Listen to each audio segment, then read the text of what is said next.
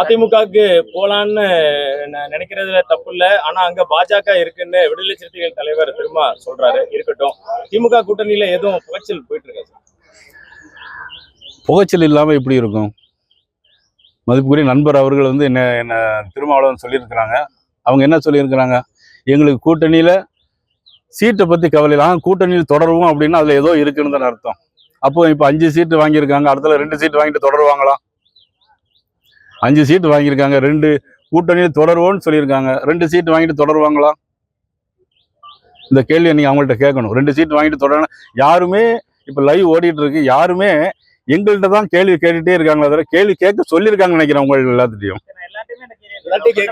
இப்ப இன்னைக்கு திருமாவளவன் கண்டிப்பா கேட்கணும். நீங்க தான் இது இது இது எப்படி இது இல்ல இது இது இல்ல இது வந்து இங்க வர சொல்லணுமாண்ணா?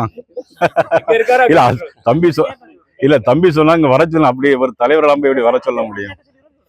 அங்க இருக்கிறவங்கள இன்னைக்கு உங்களுடைய டிவி வந்து அவங்கள்ட்ட போய் தயவு செய்து கேட்டுட்டு, சார் 2 சீட்டு கொடுத்து அங்க தொடருவோம்னு மட்டும் கேட்டு சொல்லுங்க. சரிங்களா? நான் தயவு செய்து அவங்களுக்கு வர சொல்ல முடியாது.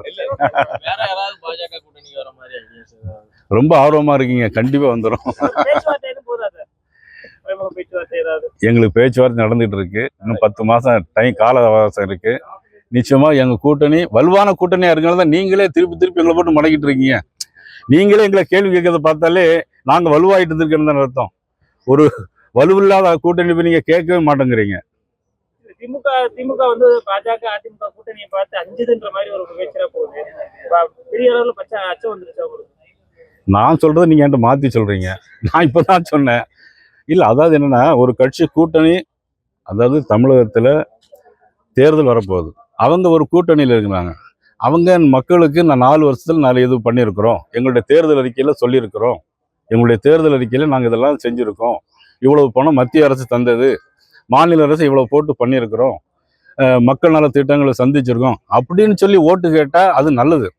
எங்களுடைய கூட்டணி பத்தி பேசிட்டே இருக்கேன்னா இந்த புலி வருது எல்லாரும் ஏமால வந்து படுத்துடுங்கன்னு சொல்ற மாதிரிலாம் இருக்குது. நேற்று மதுரையில பேசும்போது இனிமே தமிழ்நாட்டுக்கு உள்துறை அமைச்சர் அமித்ஷா அடிக்கடி வருவாருன்னு சொன்னீங்க. பிரதமர் மோடிஜி எப்போ வருவாங்க? அது குறித்த தகவல்கள். பிரதமருக்கு நிறைய வேலை இருக்குது.